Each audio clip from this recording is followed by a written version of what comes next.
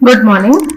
इससे पहली वाली क्लास में हमने पढ़ा था कि कितने तरह के गेजेस होते हैं, उनको हम कैसे सेलेक्ट कर सकते हैं। गेज क्या होते हैं? गेज होता है दो पटरियों के बीच का डिस्टेंस, क्लियर डिस्टेंस, उसको हम कहते हैं गेज। अब ये क्योंकि हम बात कर रहे हैं डिस्टेंस की, तो इसका मतलब है कि सारी चीजें हमें मीटर में या फिर एमएम में पता चलेंगी। तो जितनी तरह के इन दोनों पटरियों के बीच में डिस्टेंस होता है, उतनी तरह के इंडिया में गेजेस मौजूद होते हैं। तो हमने गेजेस पढ़े थे कि इंडिया में एक होता है स्टैंडर्ड गेज, फिर उसके बाद होता है broad gauge, cape gauge, metre gauge and others. तो इंडिया में जो यूज होता है वो होता है ब्रॉड गेज और होता है मीटर गेज। इन दोनों के अलावा जो यूज होता है वो होता है नैरो गेज, जिसमें जो छोटी डिस्टेंस की पटरियां होती हैं उनको हम चलाते हैं, जिनको हम टॉय ट्रेन भी कहते हैं, जो अधिकतर पहाड़ों पे चलती हैं। अब हमने इतनी तरह के गेजेस पढ़े थे कि ब्रॉड गेज जो इंडिया में यूज होता है वो कितना रूट है उसका, उसके बाद में जो मीटर गेज यूज हो रहा है उसका कितना रूट है, ये सारी चीजें हमने इसमें पढ़ी थी। उसके बाद नैरो गेज होता है, नैरो गेज 6% है ऑफ द रूट किलोमीटर। आज हम पढ़ेंगे कि मल्टी गेज प्रॉब्लम्स क्या होती हैं। अब सबसे पहले हम उसका मतलब पता करेंगे। मल्टी गेज का क्या मतलब होता है? मल्टी गेज, अच्छा, मल्टी का मतलब होता है बहुत और गेज का मतलब होता है दो पटरियों के बीच का डिस्टेंस। इसका मतलब ये है, जैसे कि आपको इस फोटो से पता चल रहा होगा कि इसमें एक ही ट्रैक है ये, और एक ही ट्रैक पे उन्होंने बहुत तरह की पटरियां बना रखी हैं। जैसे अगर आप इस फोटो में ध्यान दें तो इस फोटो में एक ही ट्रैक है, मतलब एक ही जगह पर हमने पटरियां बिछा रखी हैं, लेकिन ये अलग पटरी है, इसके बीच में एक छोटी सी पटरी अलग है, फिर छोटी सी पटरी अलग है। इसका मतलब है कि हम एक ही जगह पे जहां अपना रेलवे ट्रैक बना रहे हैं वहीं पे हमने ब्रॉड गेज भी बना लिया, फिर उससे छोटा हमने मीटर गेज भी बना लिया और सबसे छोटा हमने नैरो गेज भी बना लिया। एक ही ट्रैक पे जब हम सारे तरह के गेजेस बना देते हैं उसको हम कहते हैं multi gauge. Multi gauge India में पहले यूज होता था जहां पर हमें समझ नहीं थी कि हम अलग अलग गेज की गाड़ियों को अलग अलग ट्रैक पे हमें चलाना चाहिए। उस समय हमने क्या करा था कि एक ही जगह पर, जैसे इस फोटो में आप देखें, बाहर वाली जो है वो है ब्रॉड गेज, उसके अंदर वाली जो है वो है मीटर गेज। तो एक ही ट्रैक पे हमने अलग अलग गेजेस की पटरियां बना दी थी। तो मल्टी गेज बहुत पहले इंडिया में यूज कभी होता था। अब उनसे प्रॉब्लम्स क्या क्या आती थी, क्यों हमने मल्टी गेज वाली प्रॉब्लम को बनाना बंद कर दिया है? तो उसमें प्रॉब्लम से आती थी। सबसे पहले अगर हम बात करें तो ये होता था कि जो हमारे पैसेंजर्स होते थे उनको बहुत ज्यादा इनकन्वीनियंस होता था। इनकन्वीनियंस क्यों होता था? क्योंकि मान लीजिए आपकी गाड़ी मीटर गेज पे आनी है और यहाँ पे एक ब्रॉड गेज भी खड़ी है, ब्रॉड गेज वाली ट्रेन भी खड़ी है, नैरो गेज वाली ट्रेन भी खड़ी है। तो इतनी सारी जब ट्रेन्स खड़ी होती थी और इसके कारण जो हमारी ट्रेन्स होती थी वो लेट हो जाती थी, उनका प्लेटफॉर्म चेंज हो जाता था, तो हमें पैसेंजर्स को बार बार अपना प्लेटफॉर्म चेंज करना पड़ता था क्योंकि उनकी गाड़ियां लेट हो जाती थी और वो प्लेटफॉर्म चेंज करती थी। दूसरा होता था कि अगर हमें गाड़ियां चेंज करनी है, प्लेटफॉर्म चेंज करने, तो हमें बार बार ब्रिजेस पे चढ़ना होता था, बार बार इधर उधर घूमना होता था, फिर इसके बाद में इतना सारा सामान लेके हमें एक जगह से दूसरी जगह जाना होता था। फिर टेंशन होती थी कि हम उससे लिंक्ड जो ट्रेन है वो पकड़ पाएंगे भी या नहीं, या फिर जब हमारा नाइट टाइम में जो भी रात में सफर होता था उसमें बहुत ज्यादा दिक्कतें आती थी हमें। तो इसलिए ये सारी प्रॉब्लम्स, इनकन्वीनियंस जब पैसेंजर्स को हुआ तो मल्टी गेज प्रॉब्लम को हटाने के बारे में सोचा गया। दूसरा जो होता था शिपमेंट ऑफ गुड्स। अब ट्रेन से हम केवल आदमियों को ही इधर उधर ट्रांसफर नहीं करते हैं, हम गुड्स को भी ट्रांसफर करते हैं, हम सामान को भी इधर उधर ट्रांसफर करते हैं। अब सामान को अगर हम बार बार एक ट्रेन से दूसरी ट्रेन के जो हमारा स्टेशन है उसमें चेंज करते हैं, जैसे ब्रॉड गेज से सामान आया हमें मीटर गेज वाले में ट्रांसफर करना, तो हमें दूसरे प्लेटफॉर्म पे जाना पड़ता था। इतना सारा सामान लेके जब हम एक ट्रेन से, एक स्टेशन से दूसरे स्टेशन पे जाते थे तो बहुत सारा सामान डैमेज हो जाता था। एक जगह से दूसरी जगह ले जाने में हमारा सामान डैमेज होता था। बहुत सारी जगह पे चोरियां हो जाती थी, क्योंकि अगर एक जगह से दूसरी जगह जा रहा है तो सामान चोरी होना शुरू हो जाता था। हमें वहां पे स्टोरेज फैसिलिटी प्रोवाइड करानी पड़ती थी, हमें और पैसा लगता था कि हम और नई नई चीजें बनाएं। फिर उसके बाद में जब इतना सारा सामान एक जगह से दूसरी जगह हम ट्रांसफर कर रहे हैं तो उसमें टाइम भी लगता था, डिले भी होता था, जिसके कारण हमारी ट्रेन्स डिले हो जाती थी। और लास्ट में होता था मिस हैंडलिंग, कि वो सारे सामान की मिस हैंडलिंग होनी शुरू हो जाती थी। अब थर्ड वन आता है insufficient use of the rolling stock. इसका मतलब ये है कि जो भी हमारा ये ट्रैक है उसका हम इनसफिशिएंट यूज करते थे। फॉर एग्जाम्पल यहाँ पे मान लीजिए हमारे मीटर गेज की है mg, फिर उससे ऊपर है ब्रॉड गेज, ये है ब्रॉड गेज का। हमारी जो ट्रेन जानी है वो जानी है मीटर गेज की। मीटर गेज की जो ट्रेन जानी है, एक जानी है सुबह 10 बजे, फिर दूसरी जानी है सुबह 11 बजे। अब इन दोनों टाइम्स के बीच में हम इस ट्रैक को बिल्कुल भी यूज नहीं कर सकते हैं। भले ही हमारी एक ब्रॉड गेज की गाड़ी दूर खड़ी हुई है, वो लेट हो जाएगी, उसको हम हॉल्ट पे रख लेंगे, लेकिन क्योंकि दोनों का टाइमिंग में 1 घंटे का गैप है तो उसके बीच में हम कोई भी ट्रेन को पास नहीं कर सकते थे। तो इसलिए जो हमारे ट्रैक्स होते थे उनका हम भरपूर तरीके से यूज नहीं कर सकते हैं। दूसरा होता है कि जो लॉन्ग पीरियड के लिए टाइम अवेट करने के लिए होता है फॉर द लिंक ट्रैफिक। अब मान लीजिए आपकी जो गाड़ी है वो एक स्टेशन से आपको एक जगह से दूसरी जगह पे जाना है। मान लीजिए आपको ए से बी तक जाना है, इसके बीच में एक स्टेशन ये है, बी का स्टेशन ये है। आप कहीं दूर से आए हैं और आपको ए तक आना है, उसके बाद में आपको यहीं से दूसरी ट्रेन मिलेगी जिसमें बैठ के आपको बी तक जाना है।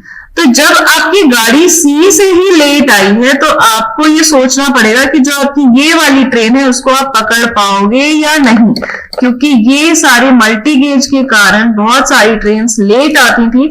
तो आपको नेक्स्ट ट्रेन मिल पाएगी या नहीं ये सोचना पड़ता था। इसके कारण बहुत सारे लोगों की ट्रेन मिस हो जाती थी, इंपॉर्टेंट चीजें मिस हो जाती थी।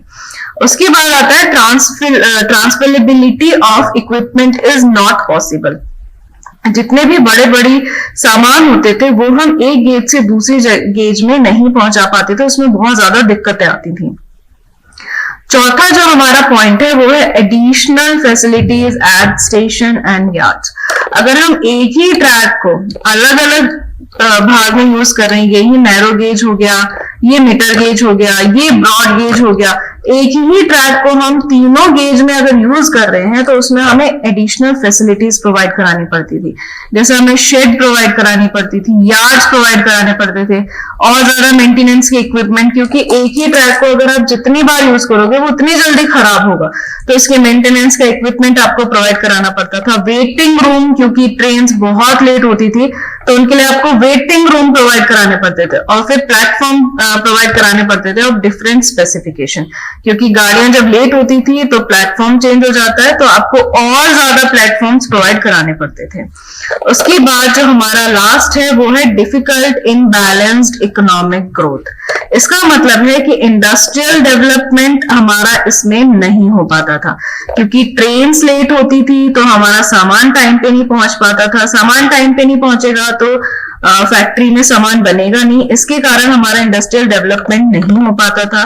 दूसरा होता था movement between points of production and construction, वो हमारा डिसबैलेंस हो जाता था कि जहां पे प्रोडक्शन हो रहा है, मान लीजिए आपकी फैक्ट्री में प्रोडक्शन हो रहा है और आपको दूसरी जगह पे वो सामान भेजना है, ये आपकी फैक्ट्री है जहां प्रोडक्शन हो रहा है, आपको यहाँ पे सामान भेजना है थ्रू ट्रेन के थ्रू, लेकिन यहाँ पे मल्टी गेज के कारण आपका इतना देर हो जाता था कि आप वहां सामान पहुंचा ही नहीं सकते थे, जिसके कारण आपकी फैक्ट्री में काम हमेशा डिले रहता था। अब इन सारी चीजों को देखते हुए हमने एक यूनिगेज पॉलिसी निकाली जो आज भी इंडिया में चल रही है। यूनि का मतलब होता है एक, और गेज का मतलब तो आपको पता ही है, दो पटरियों के बीच का डिस्टेंस। तो हमने एक पॉलिसी निकाली जिसको हम कहते हैं यूनी गेज पॉलिसी, जो कि 1992 में आई थी। इसका मतलब है कि अगर हमारा एक ट्रैक बना है तो उसमें एक ही तरह का गेज बनेगा, भले ही वो ब्रॉड गेज हो या फिर मीटर गेज हो या फिर नैरो गेज हो, वो एक ही तरह का बनेगा, एक ही गेज का हमारा ट्रैक बनेगा। हम एक ट्रैक पे अलग अलग गेजेस नहीं बनाएंगे। इस पॉलिसी को हमने नाम दिया यूनी गेज पॉलिसी।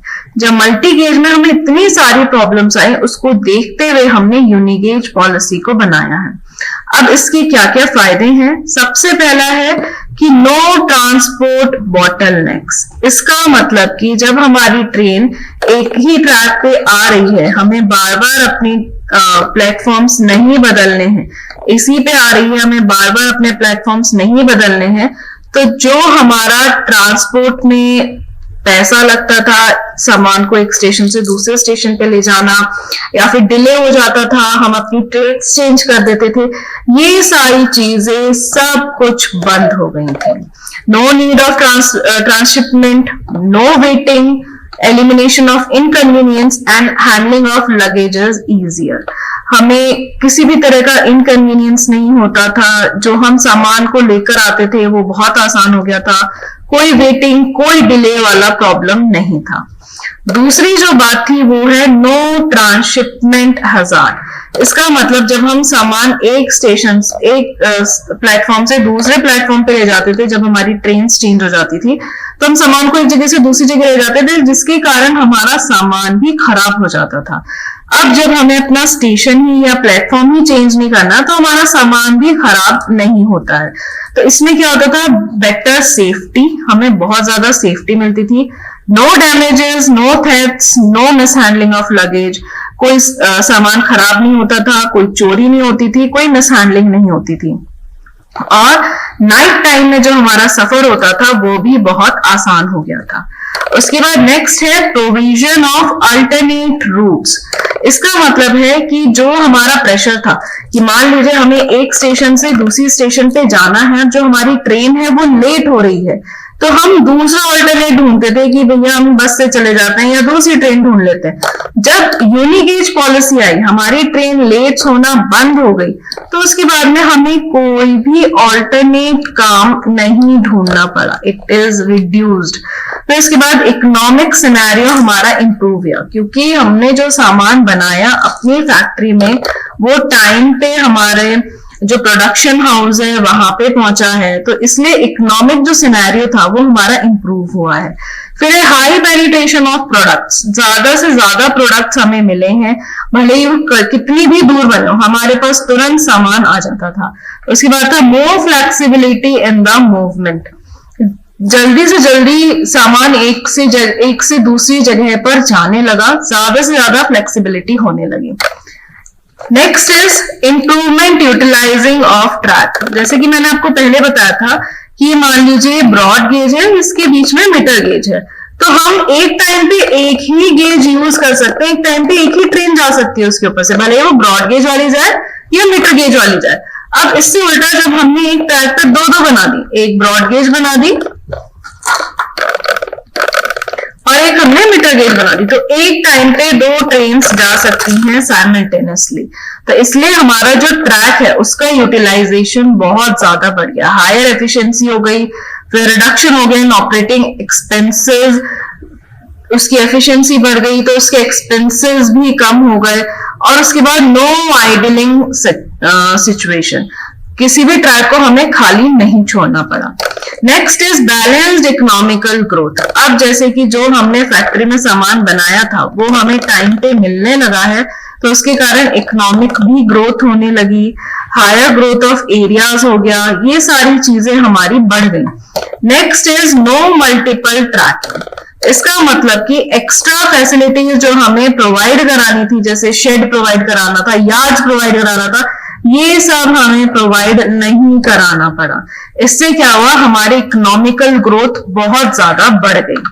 तो ये था हमारा यूनिगेज पॉलिसी जो कि 1992 में आया था।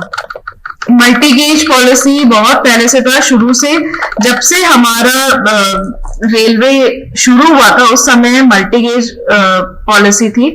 उस पॉलिसीज में देखा जब हमने इतनी सारी हमें प्रॉब्लम्स आ रही हैं, तो उन प्रॉब्लम्स को हटाने के लिए हमने 1992 में यूनिगेज पॉलिसी चालू करी थी।